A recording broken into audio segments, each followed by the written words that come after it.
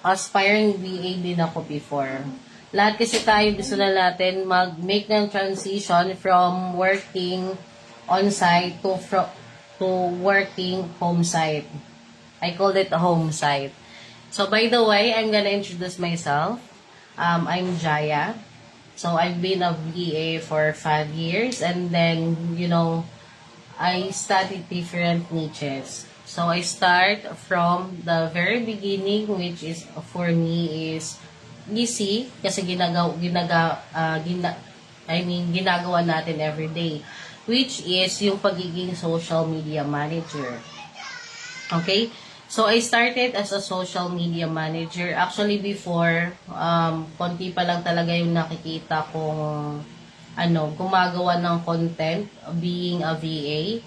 And then, kasi wala akong time that time. But, my sister, yung mga kapatid ko na, dude, bakit hindi ka magawa ng content sa social media, mag-post ka about, kasi I handled 5 clients before. But mas prioritize ko yung mental health ko. Kasi hindi na ako nakakatulog ng maayos. Although, ko naman na marami akong na-achieve. Biruin mo, I'm studying, that time is college ako. OJT, nag-aaral ako, tapos nag-OJT ako, tapos nag-handle ako ng 5 clients. And different niches yon. That's why, as a VA, hindi ka pwedeng mag-focus sa isang niche lang. So, kung gusto mo kaagad makakuha ng client, kailangan mo mag-study. So, I started as a social media manager, and then naging executive assistant. Nag-i-interview na rin po ako ng mga VA para sa VA agency ng client ko, ng boss ko. And then, alam niya nga to na nagte-training ako. So, possible if may batch 3, may kakaroon po kasi kami ng batch 3 sa company namin, is parang, nyo na rin po to, parang initial training na rin. So, i-start natin is yung 5 essential skills. So, na dapat magkaroon ang virtual assistant. So, hindi lang dapat isa, dapat the more the better. Kasi ako, I'm not only a social media manager. Meron ba kayong idea ano yung social media manager?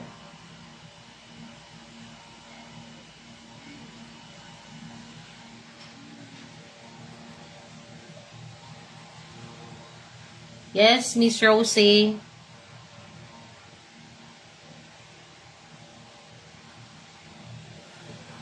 Hello, guys.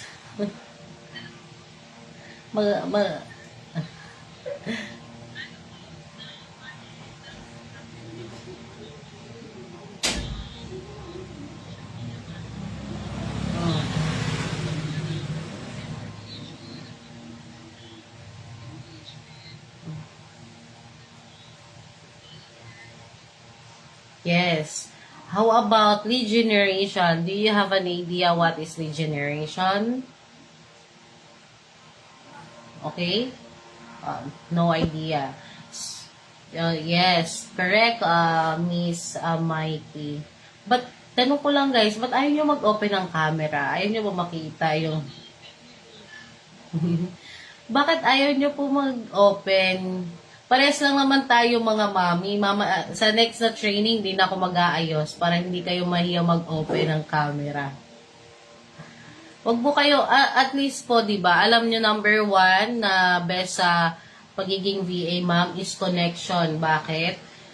I have friends na nagkaroon ng connection and then pag, for example, ako, naging friends ko kayo, uy, hindi ko na kayang i-handle tong work na to.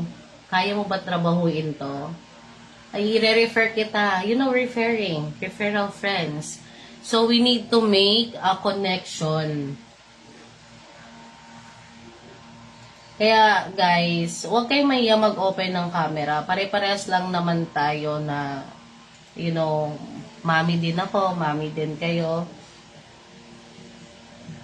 Kami na sa office sa bawal.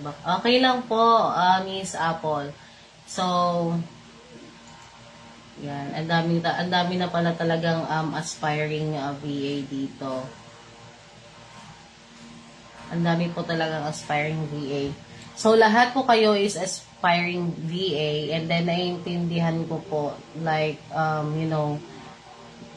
lahat tayo is gustong maging VA ngayon, 'di ba? Sa ano natin, but limited yung mga resources natin. Tama? Ma'am Rosie, pwede po pa mute po. Ay. Yan. So, yung common questions as aspiring VA. Ito based on my experience. Disclaimer, this is my own experience na common question when I started as a VA. Kayo, ano yung questions nyo?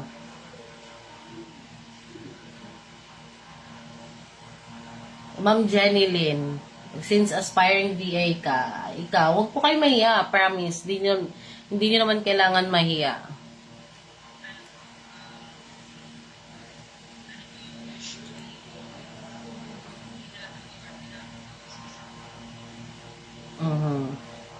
Correct. Aside dyan, ano pa?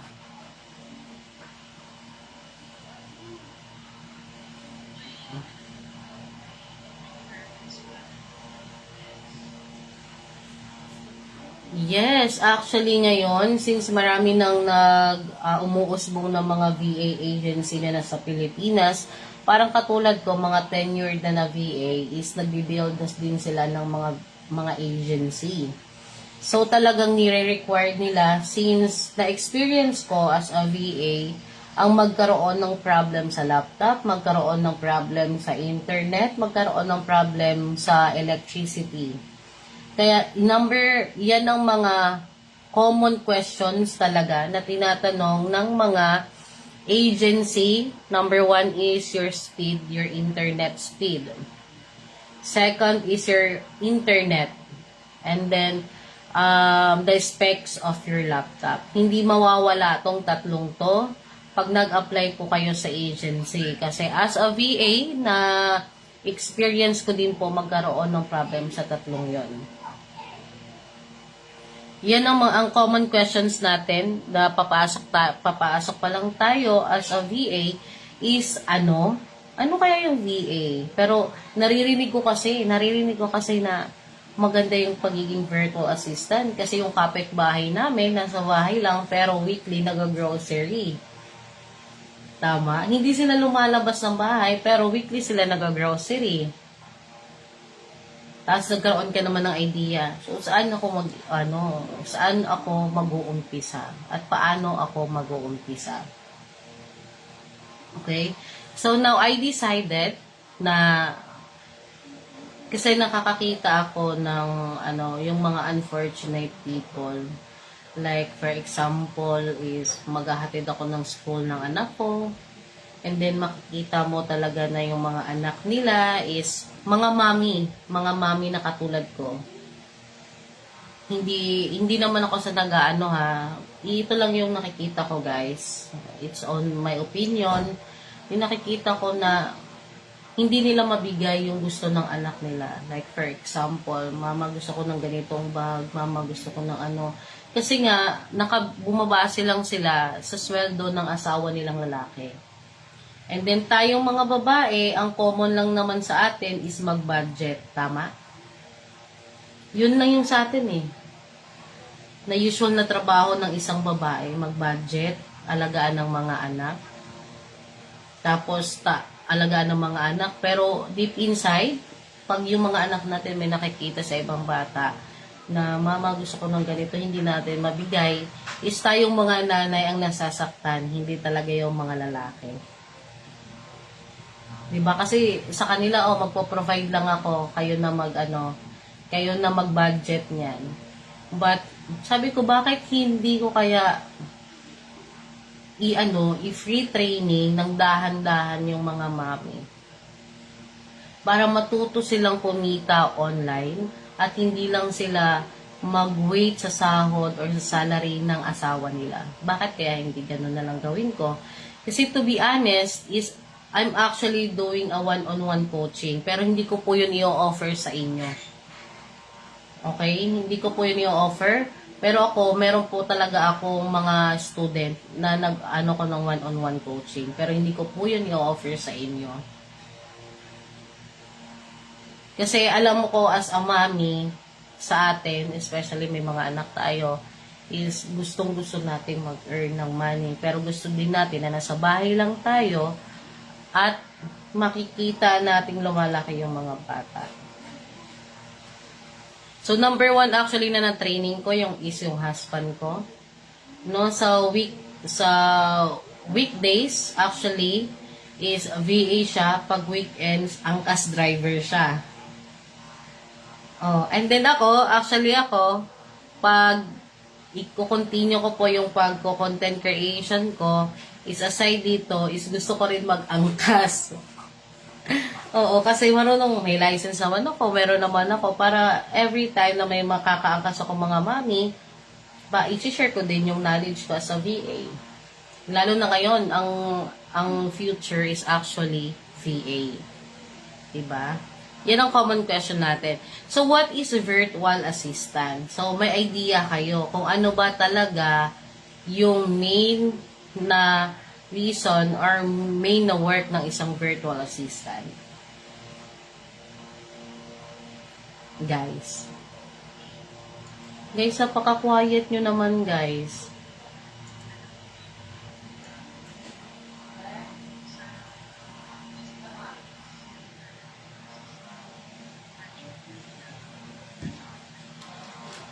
Yes, correct. So, how about the others?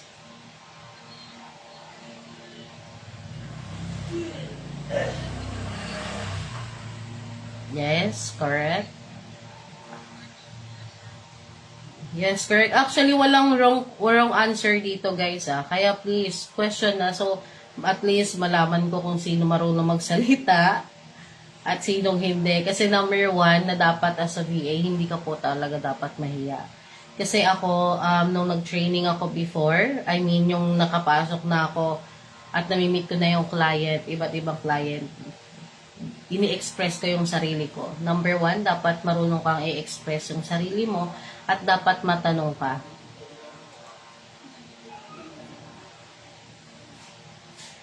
Yes, correct, Miss Mikey. Correct yan. But the thing is, here in the Philippines, is mas pinipili nilang maging on-site pa rin yung mga trabaho na pwede naman nating magawa online. Diba? Kasi meron nga tayong, ito, disclaimer lang ulit to guys, na yung crab mentality. And then, alam ko na nakita nyo rin to sa social media about working from home make you dumb. Diba? Hindi po yung totoo, wag po kayo maniniwala doon. Hindi po, wag po kayo maniniwala doon. Bakit? Paano naging make you dumb? Yung pag on-site ka, is isang specialty ka lang ang mapapag-aralan mo. Pero, nang work from home ka, gusto mo mag-explore. Kaya nga, hindi lang ako, aside sa pagiging social media manager, naging rin ako, nagko-content creation ako, naging social media marketing, gumagawa ako ng website, gumagawa ako ng funnel, gumagawa ako ng mga courses. Paanong naging dumb yung ganun, di ba? But by the way, yes, correct. Mas maganda din ang, na work from home kasi nagiging independent ka at mo. Pero meron kasing advantage and disadvantage din. Yung isa kasi din, merong mga VA na porket alam nila na napakadali na lang ng trabaho na to. Hindi gagawin nila ng hindi fair sa client nila. Kaya nagkakaroon ng ganun. Lalo na ngayon sa mga VA agency sa Pilipinas na umuusbong. Hindi na parehas. Pero by the way, ang virtual assistant is katulad nga ni sinabi ni Mas Mikey, kung ano po yung ginagawa natin on-site, yun din po yung ginagawa na pwede natin gawin online. But more on our client is from abroad. Bakit? Dahil mas affordable tayo at mas magaling tayo. Char. In terms sa mga mas magaling talaga ang mga Pinoy. At dedicated talaga magtrabaho ang mga Pinoy. Unlike sa kaparehas silang lahi is, based on my experience, like yung out ng trabaho is, pag manager out ng trabaho is 5 p.m., 3 p.m. pa lang, nag-out na. Yung mga ganon. Kaya yung iba is mas gusto nilang magkaroon ng staff na Pinoy. Tayo. Lalo na ngayon, ngayong pausubong na lumalaki na ang VA. Kasi alam ko paano kayo nagkaroon ng paano niyo nalaman ang VA industry, guys?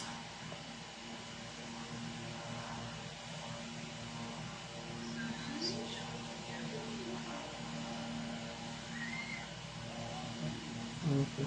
Ikaw, Edeline, yung mga kakilala mo, tinuruan ka ba?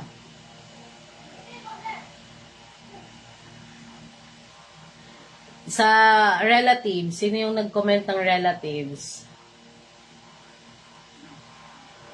Tinuturuan ka ba? Yun na nag-comment ng relatives. Tinuturuan ka ba? Kate, Cathy, Escolona, tinuturuan ka ba ng relatives mo?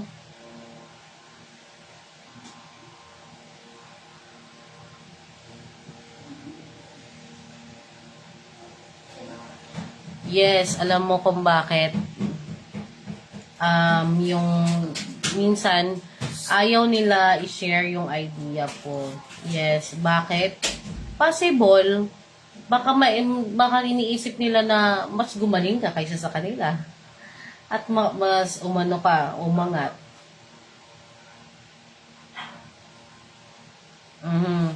Kaya hindi nila ituturo. Yes, ganon. Yes. Ayaw nilang mag-grow ka. Ako, ayaw nilang mag-grow ka. Ako pag inaano ko talaga, sinasama ko sa akin. Okay naman guys yung sa tutorial sa YouTube But the thing is, if you have question na specific at gusto mong ma-answer, is hindi mo kaagad mahanap yun sa YouTube. Believe me. Based yun sa tao na may experience, hindi mo mahanap-hanap. Kasi yung yung nasa YouTube is common lang. Nag-YouTube din ako Kaka-start ko lang sa YouTube, baka pwede naman pa-subscribe. Need pa rin po talaga ng guidance. Number 1 yan. Alam nyo ba guys, I just want to share again that when I started as a VA, nag-attend ako ng mga courses. Dati ang mga courses guys, ang mamahal. Ang mamahal as in, hindi pa yun one-on-one coaching Merong basta gumastos ako ng almost 15,000. 15,000, pa yun Zoom pa yun. Marami pa yun. Hindi akong mag-question kasi marami kami. Hindi ka basta-basta maka-ask ng question kasi mahihiya ka Diba?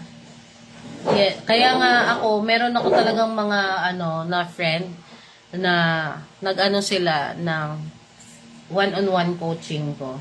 Pero limited lang kasi yun kasi hindi ko naman kaya one-on-one kayo sa isang limited lang talaga yun. Meron akong estudyante na nandito siya, tapos nagmo-monitor din siya. Pero hindi ko po yun sa inyo. Inopen ko lang. Imaginein mo yung sahod ng individual sa abroad isaabot ng $18 to $20 per hour. However, pwede tayong sumahod depende sa skills natin. So, the more na mas maano yung skills natin, the more na pwede tayong makapag-charge ng malaki. Pero if ako ang tatanungin nyo as a beginner, Nag-start ako as, $3.5. And then I don't mind that. Why? Because nag-work ako sa call center full-time and then night shift pa yon, and then malayo sa bahay eh. So, kasi nasa province kasi ako before. So, I think mga almost 2 hours ang travel sa bahay ko at saka sa so nag-boarding house ako. Nagbabayad ako ng boarding house, nagbabayad ako ng internet sa boarding house, nagbabayad din ako ng internet sa bahay, tapos tapos nagbo-boarding house ako. So, sabi ko, okay na yon. At least nag-start pa lang naman ako, at least nasa bahay lang ako, hindi ako uuwi lagi kasi namimiss ko yung mga bata. At least pagka, higa na lang ako, tatambay ako sa labas, or kung mag-run errands ko, ano pa yung gusto kong gawin. Diba? Mas okay na yon kaysa wala. At saka pag nag-start ka, talaga dapat nasa humble beginning ka. Hindi porket na alam ko na to kasi naano ko to sa coaching is mag-charge ka ng malaki. Hindi ka agad yon kasi madi-disappoint mo yung client mo. Ngayon, yung start na tayo sa social media management.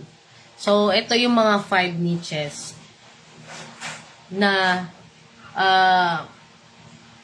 umuusbo ngayon na needed siya. Okay? So, social media management. With business relying heavily on social media for marketing, VAs is specializing in social media strategy, content creation, scheduling, and engagement are high in demand. Yes, high in demand po ngayon ng mga social media manager. Bakit? Napansin nyo na po di ba lahat kayo nanonood? Hawak nyo lagi cellphone nyo. Araw-araw merong mga bagong social media content creator. Di ba? So, hindi po nila, lalo na kung for example, is yung mga content creator is napaka-busy. Or, ang iba kasi gagawa ng content. Wala nang time para mag-edit ng video. Mag-video siya, i-record niya sarili niya. Pero, wala naman nang siyang time para i-post sa different social media account. So, kailangan niya ng VA. Siyempre, of course, na may experience. Lahat naman tayo guys, meron tayong experience as a social media manager. Bakit? Hinahandle natin yung own account natin eh. Diba?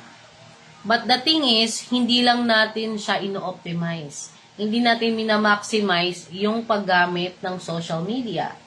Ang minamaximize natin is yung oras ng panunood. Tama? Tama o mali, guys? Tama o mali? Diba? Hindi na ang minamaximize natin is yung oras ng panonood natin sa mga content creator na sila ang kumikita. Tayo wala. Nagbabayad pa tayo ng internet. Kaya nga minsan yung ate ko, nanonood siya ng yung kay Tony Fowler na vlog. Sabi ko sa kanya, ba't ka nanonood ng mga ganyan? Dapat manood kayong, dapat matututo kayong katulad sa mga different skills as a VA. Dapat ganon. Paano mo ma-improve yung skills mo? Dapat yun ang panoorin mo. Huwag kang manood ng walang kabuluhan. Or yung entertainment, nandyan lang naman yan eh. Kung gusto mo panoorin, pag may free time ka talaga, panoorin mo. Pag may spare time ka.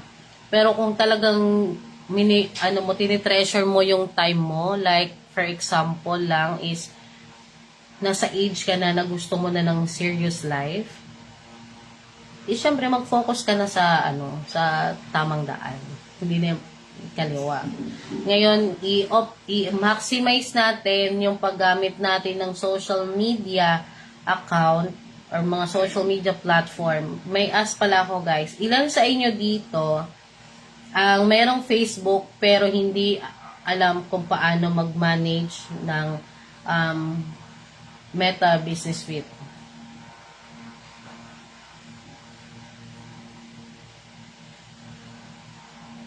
Sino pa sa inyo guys? Hand raise lang. Hand raise for me. So, oh, di ba? Wow. Parang almost yata lahat.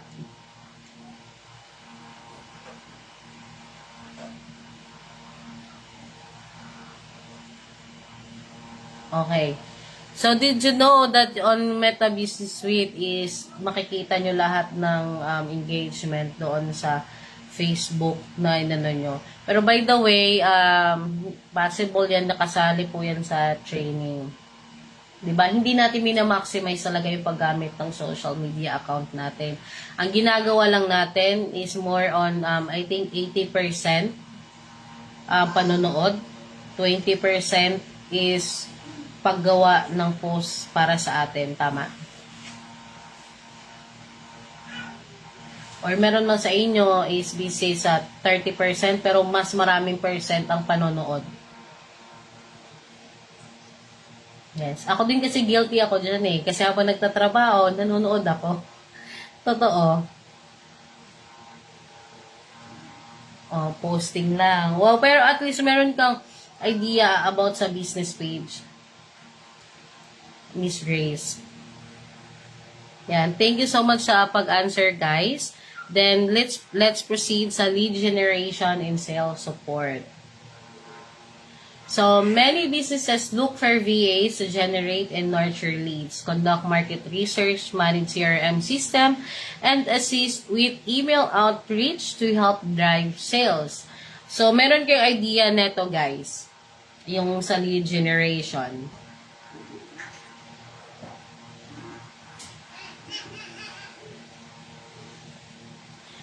Wala. So, wala kayong idea. So, by the way, I'm sure na nakikita nyo yung iba't ibang gumagawa ng content na binibenta din nila yung hindi siya more on research. Yes, possible. Pero, yes, pwede siya sa more on research. Pero, re-research mo yung potential client. Like, for example, is ang client mo is isang coach. Coach siya for a business consultant. Yung coach mo or yung client mo. So, tayo, iba't iba kasi yung pagkuha ng lead generation eh.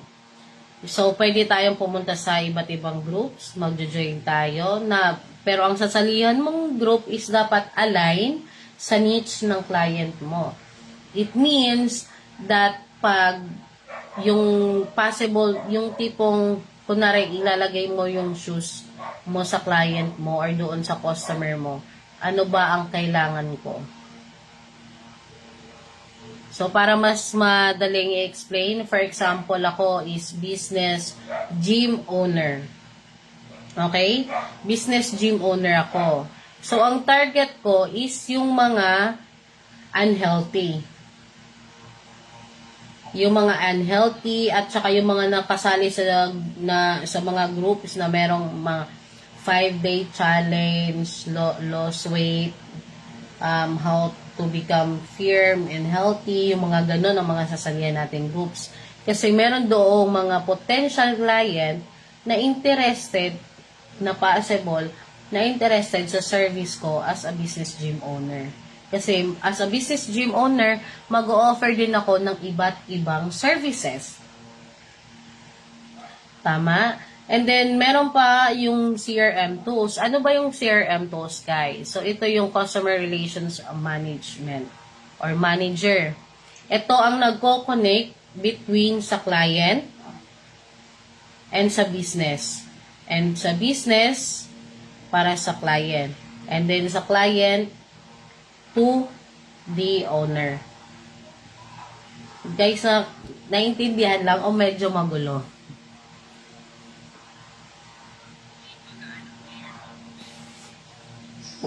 Nagigets na.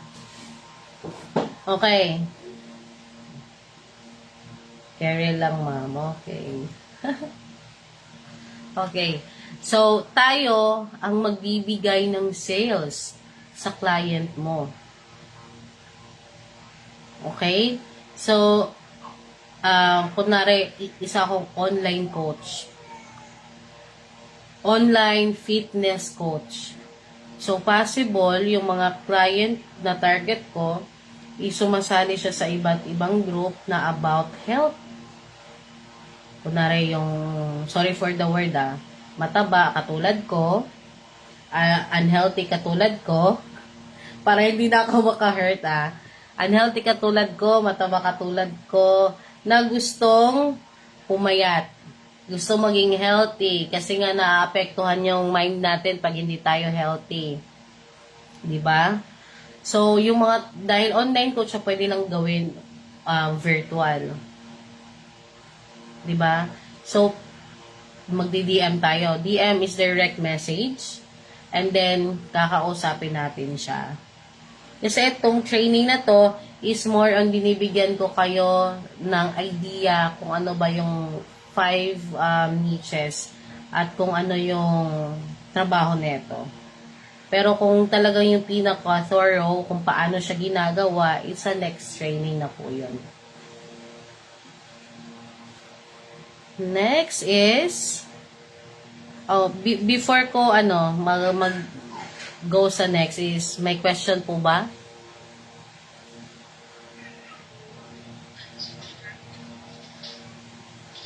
Ang tahimik nyo guys, parang wala ako kausap. Huwag po kayo. Yes, yes. Good question.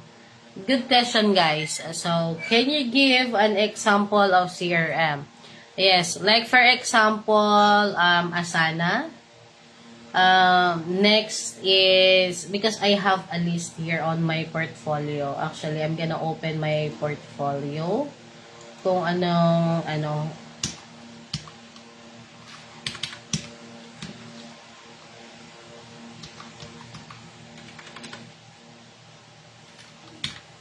gonna open my portfolio. Asana, and then Grow. Meron din Grow, guys. Yung Grow na yun naman na yun is, it is more about, mga business gym owner. Na, ang CRM tools na yon is pang specific lang talaga siya para sa, sa mga business gym owner. May familiar na po ba dito sa inyo yung Asana? And then, of course, more uncommon is Trello. Meron din po Slack. But more on pag management kasi, depende kasi yan kung anong tools ang gagamitin ng client mo. So, for example, yung client mo is more on management, like consultant. So, iba yung CRM na gagamitin. But sa mga naggamit ko na mga CRM tools, marami-rami na rin akong nagamit. Pag tiningnan ko, eto, iba-iba kasi yung gamit ng CRM tools. Iba din yung pag-execute kasi. That's why kung mapapansin nyo po is iba-iba yung mga businesses kasi iba-iba. So, iba-iba din yung mga needs. Possible na ito, katulad nito, Go High Levels, Friend Connector, Funnelfy. Are you familiar with Funnelfy? Push Press, Grow, Eventbrite, Activities, and then Social Pilot, ClickFunnels, Teams, Collaborate, and then Slack, Asana, Hootsuite, ClickUps, Trello, Genius Messenger. Yes, iba-iba kasi, and then a lot more. Iba-iba kasi siya. Okay, check ko yung mga questions. HubSpot, yes. Same ang HubSpot po is para lang po siyang Asana, and then yung Monday, same lang din siya.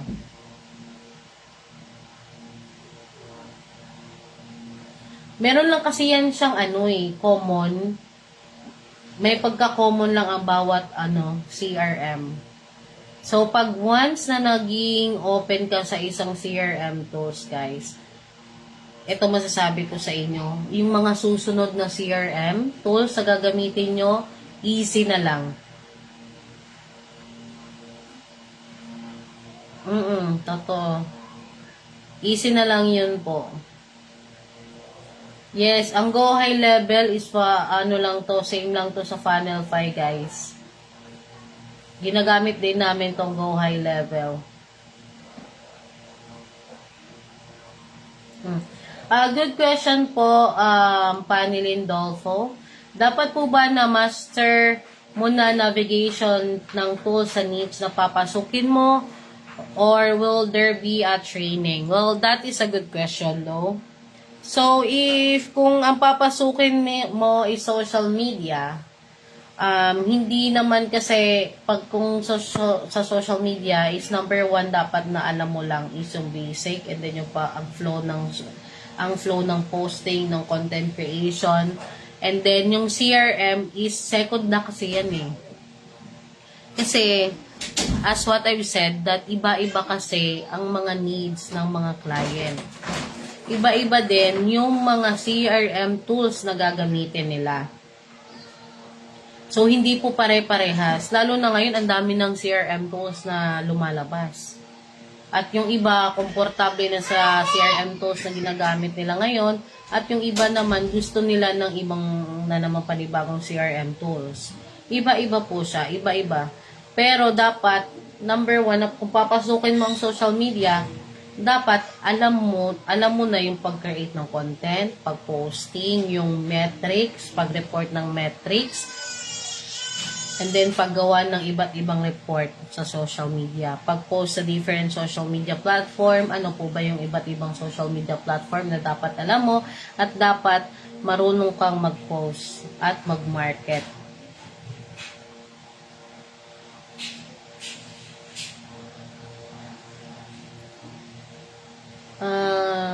Yes po, lahat po may bayad po yung mga tools.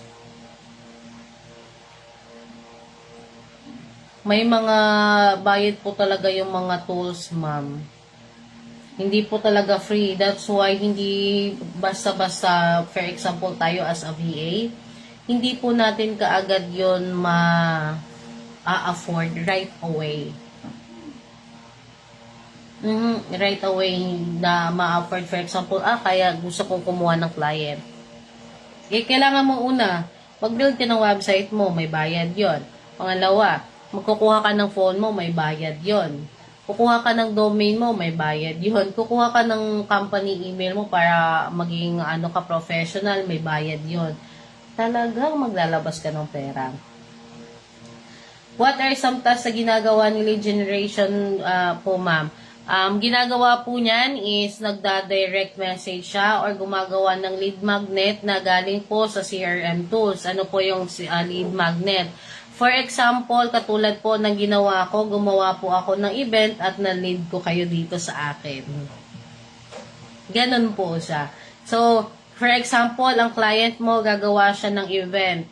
And then yung mga nag-register po, yun po yung mga potential client. Bakit interesado po sila? Tapos magda-direct message din po kayo. No, ganon. For the tools po ba dapat naka-premium subscription? Meron pong basic lang para mas mura at kung startup ka lang naman po. Hindi naman po kaagad, tawag doon, is premium. Meron, how to enroll po sa VA. Anong po, ma'am? Enroll po sa VA, magkano din po? What is the first step to do sa mga walang alam sa VA? Ito po, alam nyo guys, good thing na nga to kasi kung ayaw nyo munang, maglabas ng pera, at least may idea kayo kung ano po yung ginagawa. 'Di ba? Binibigyan ko po kayo ng insights. And then, I will do this every week until magplan po talaga kayo na gusto nyong maging VA. And then, every day po, mag-upload po ako sa YouTube na please subscribe po. And every day ko po talagang gagawin. Kahit may trabaho po ako is magpo-post po ako every day ng content na as a tip po pa how to be a virtual assistant. And then number 3 is content creation. Ano po ba yung content creation and digital marketing? Yung content creation and digital marketing, nakikita nyo po yan. Yan po yung mga nagbebenta ng mga, yung katulad ng spreadsheet, mga template, katulad ng yung mga content sa Canva, ganyan. Kasi wala na silang time para i-edit yung mga possible na kailangan nila para sa business nila.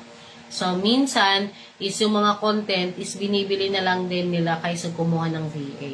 Kasi minsan, yung mga template is mura. And then, pwede lang nilang i-edit lang ng ganon.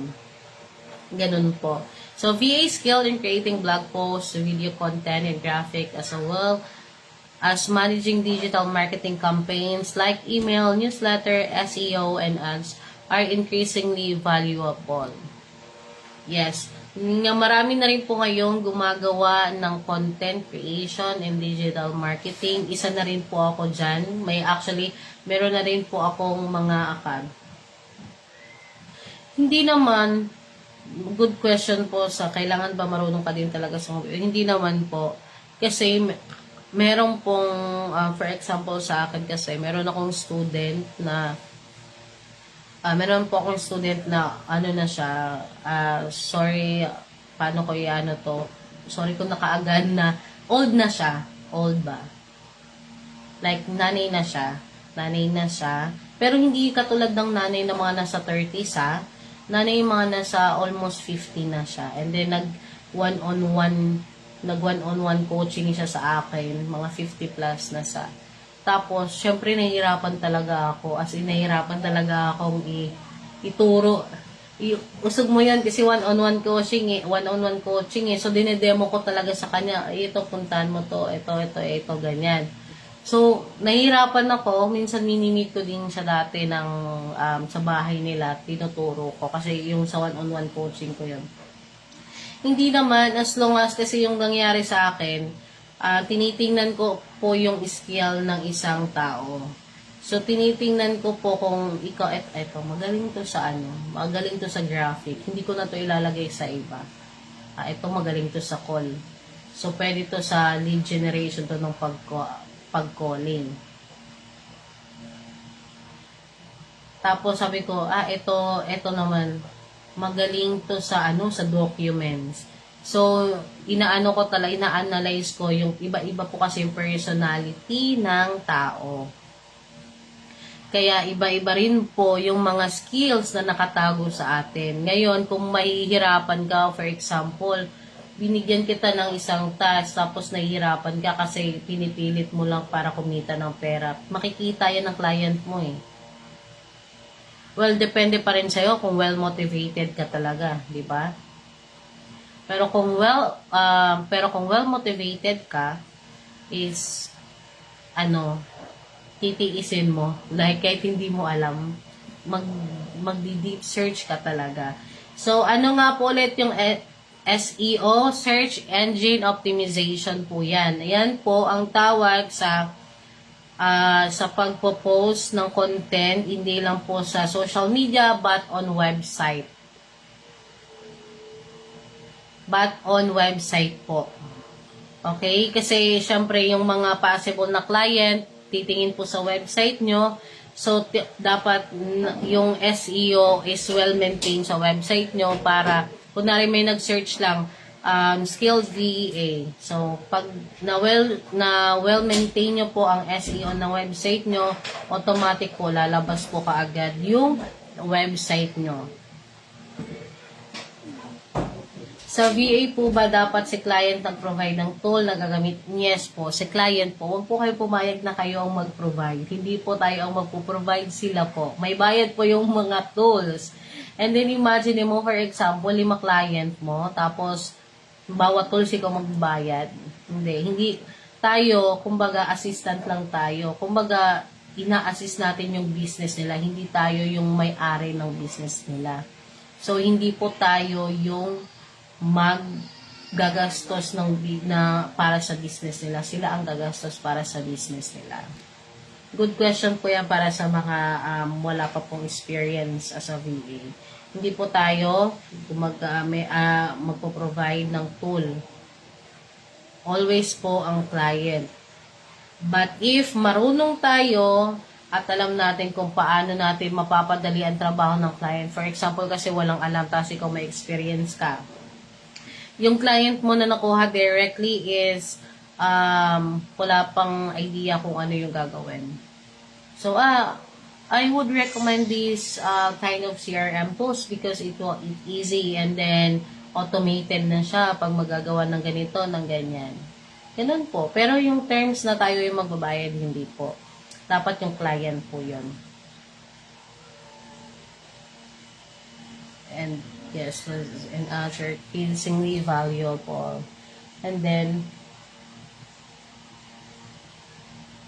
yes, for me lang talaga, para mas madali kayo, is social media manager. Yun po yung advice ko. Bakit? Is meron na tayong experience as a social media manager. Kasi hinahandle natin yung mga account na natin. Ang problema nga lang, hindi natin nina-maximize ang paggamit nito. So, kung aaralin natin yun, dapat i-maximize natin yung pag-aral. Kasi nasa atin na hawak natin lagi sa cellphone natin, bakit hindi natin pag-aralan, di ba? Okay, then next is e-commerce management. So, VA to assist with managing online stores, Shopify, Amazon. Dito sa atin is merong Shopee, Lazada. Diba? By handling product listing, customer service, order fulfillment, and inventory management are crucial in the growing e-commerce sector. So, actually, yung dito din, pwede din kasi tong yung content creation and digital marketing is pwede din po siya dito sa e-commerce. Kasi meron po talagang, merong mga site na nagbebenta din po ng digital. Meron po mga site, e-commerce site na nagbebenta ng puro digital. Merong namang hindi. Parang katulad po sa Etsy. Meron po kasi akong account sa Etsy. No, na pwede akong gumagbenta ng mga listing ko. Ng mga digital product ko. So, dito naman po is yung pag-handle po ng account. Katulad po ng Lazada or ng Shopee. Tayo po yung magpa-process ng mga order. Yung kadalasan po kasi, yung sa Shopee, Amazon, abroad po kasi yan, yung mga foreign clients. Naghahanap din po talaga din siya. Yes, Ma'am Jeneline, correct. Rocket.ph. Yan. So, sa Rocket.ph din kasi parang saturated na siya. Napakarami na. Like, if bago ka pa lang, like, it takes talagang super effort, then talagang time bago ka kumita. Tayo magkukuha tayo magbabantay ng mga comments ng mga customer natin sa online. Kung ano yung mga feedback nila, kung ano yung mga feedback nila, and then kung ano yung mga dapat yung mga respond natin, tayo mag-ano yun, hindi po kaya nang i-handle yun ng may-ari ng store kasi syempre yung kanya is yung paano yung pag-import, pag-export, kukuha ng mga so yung mga order is nasa VA na yan. Then yung customer service, yung order fulfillment, and then yung inventory. Nasa VA na po yan. Yung based on my experience, okay naman yung Etsy. Mas okay, yes. Okay naman din po yung Etsy. Yung sa Rocket.ph lang, napansin ko lang po na saturated na din po kasi siya. Number 5 na yata to. Kaya, I think 5. Is administrative and executive assistance. Actually, this is me now on my current work. So, nag-administrative na, nag-executive ka pa. Kasi as a VA, hindi mo maano na, ito lang yung work ko. So, ito lang dapat. So, if you want to keep your client, guys, is dapat you can work a different task para hindi sila maganap. Kasi ngayon yung mga VA ngayon is, number one is, palabanan na sila. Totoo, mahirap na pong kumuha ng client ngayon directly. Bakit? Kasi nga naglalabanan na pagalingan na yung mga VA ngayon para makakuha ng client. Ngayon, if you have guts, like talagang yung kayang-kaya mo, is pwede pong galingan mo paggawa mo ng portfolio. Pwede po ba to sa may experience na sa pagiging admin assistant? Yes po, as long as may experience ka na admin.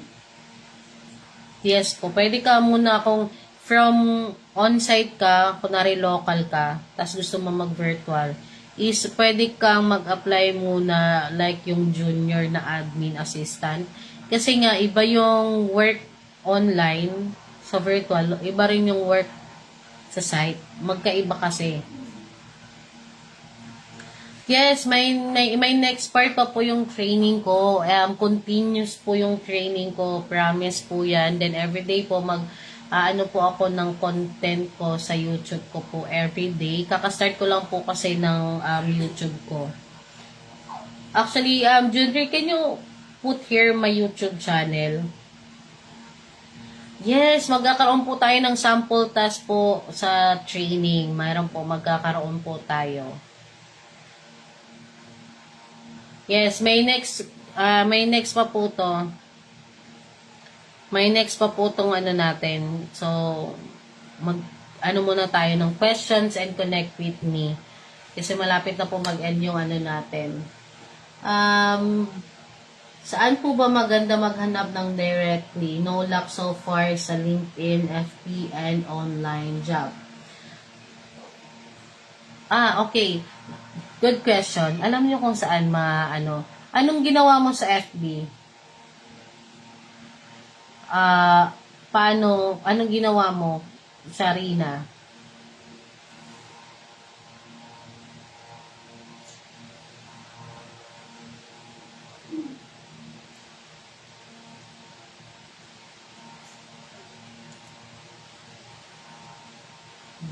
Thanks.